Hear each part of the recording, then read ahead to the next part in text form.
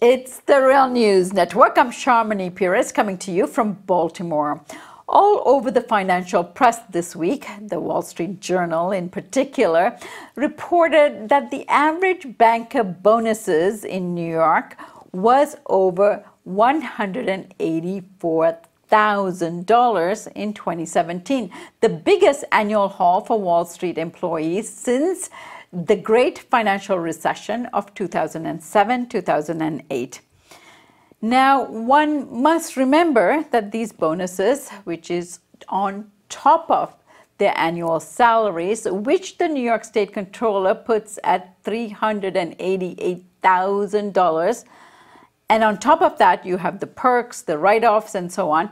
So here's a peek at a Bloomberg discussion this week on these bonuses. And yeah, bonuses are back. We love these superlatives, right? In the newsroom and on Wall Street.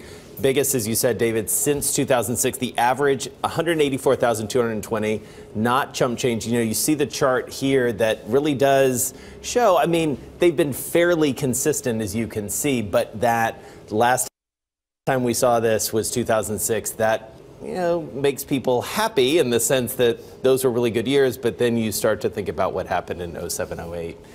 09, and maybe you get a little bit worried about where we are in the cycle. The bonus pool, and this is according to figures from New York City, 31.4 billion. Oh, that's pretty good. So it's not bad. That's not bad. Those bonuses, which total $31.7 billion, is up 17% over 2016, plus the broader rebound of the stock markets last year. With all of that, the Wall Street bankers are sitting pretty well these days. When was the last time you got a 17% pay hike? On to talk about this with me, I'm joined by economist Richard D. Wolff.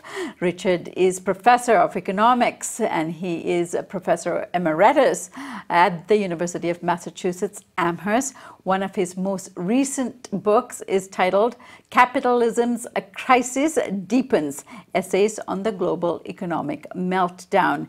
So moving forward, you will see Rick Wolff's program, The Economic Update, here on the Real News Network. Thanks for joining me, Rick. Thank you for inviting me. Rick, these executive bonuses, what can you tell us about them and the impact that's going to have on us? Well, first of all, what these bonuses are about, they tell you a story of the American economy.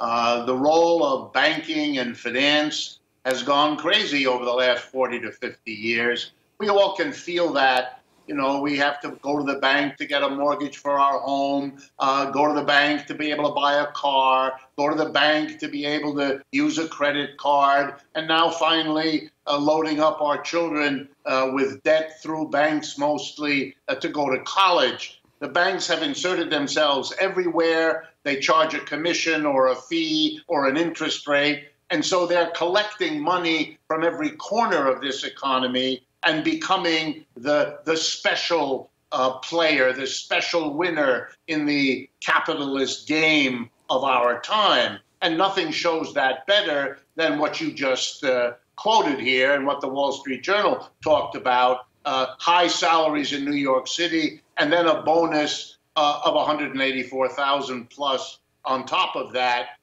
As to the impact, well, the first and biggest impact is strike another blow for the growing inequality between the rich and everybody else in the United States. If you look closely at these bonuses, it'll show you even more dramatically that those at the top of the banks, the big executives at the top, they get a disproportionate share, millions, which is why the more modest bonuses of folks at the bottom average out to that big number of 184.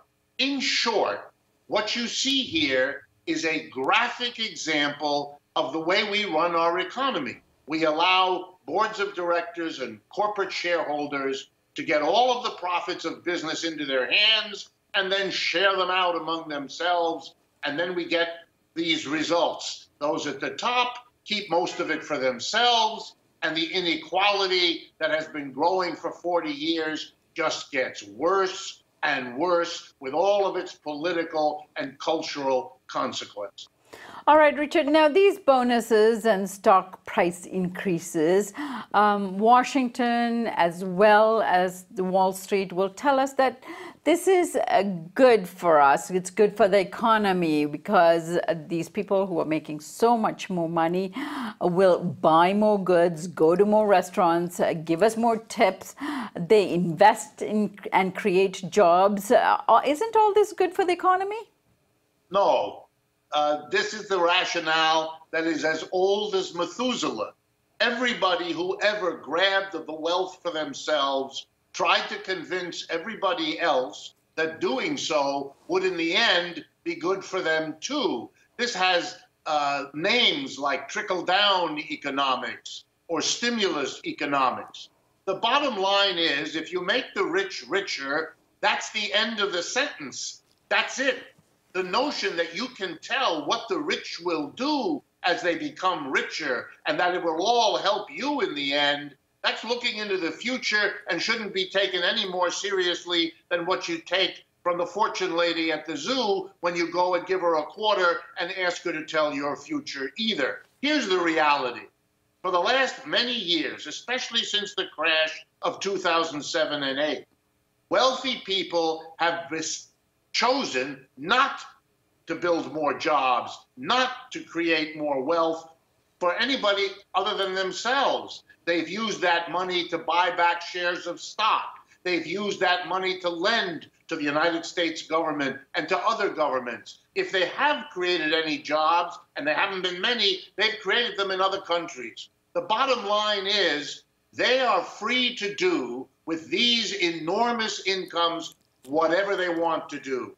And they have not chosen to do stuff that's good for the rest of us. And to believe now that suddenly they will do that is to be gullible. I'm being as polite as I know how. You're just listening to their rationales for why they should be allowed to become richer still, because in some faraway day, it will all benefit to us. It isn't the case, and there's no reason to believe it will be the case next year or in the foreseeable future. All right, Richard. Now, regularly, including at the State of the Union address that Trump gave a month ago, you had him claiming responsibility for this boom and the strengthening of the markets and so forth. Does Trump have anything to do with this current boom? A little. Nowhere near as much as he boasts. And there again, I don't mean to pick on Mr. Trump, however exciting that might be. Most politicians in high office will take credit for when the economy is good and blame somebody else when it isn't. The truth of the matter is they don't have that much influence on what goes on. The effects of the economy today are determined by things that happened 2, 4, 6, and 20 years ago that Mr. Trump had no reasonable control over. He's been very lucky in his first year, year and a half, that things have gone relatively well compared to where they would have gone. The only thing he can claim, and I'm using the word claim to be polite again, the only thing he can claim is that he gave the business community and the rich, having become much richer over the last 40 years, he gave them a bigger Christmas gift this last December than they have ever gotten before when he cut corporate profits taxes from 35% to 21%. That was an incredible gift.